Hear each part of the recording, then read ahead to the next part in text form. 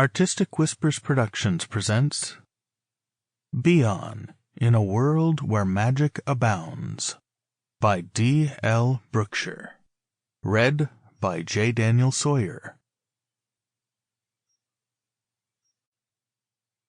Introduction.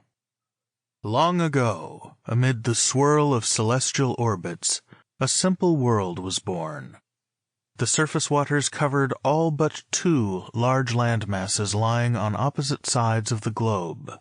The first one remained, and the second mysteriously disappeared, leaving in its wake a circle of scattered islands scarcely populated. Over many millenniums, the people on the existing continent evolved from caves to kingdoms until they became dissatisfied and took to ships, thereby escalating their border wars. It was several hundred years before a small group of explorers found the time to set sail and discover the islands across the sea. Though there were many, only 10 islands truly astounded the voyagers.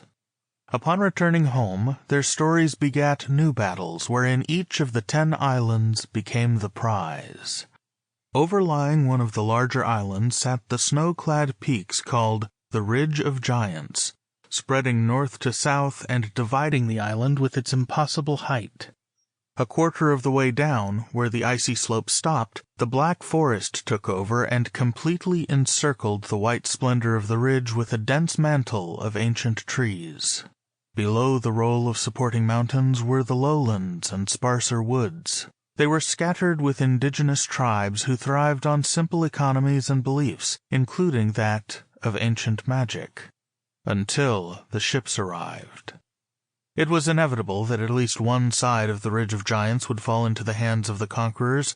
Unfortunately, all previous notions of magic were mostly whittled away and replaced by commerce, except in the highlands of the Black Forest, where certain tribes had flown and where the magic continued to thrive in varying degrees.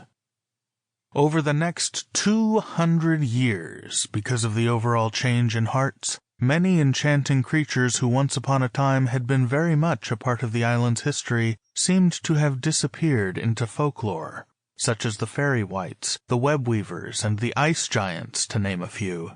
Of recent years, creatures less fortunate had even been cursed or trapped and tamed, as is the case of the dragoons, the children of the island's mighty dragons. Yet, the ancient magic that had once protected them all would not be so easily displaced, least of all by the shadows creeping over the land, wanting the flow of...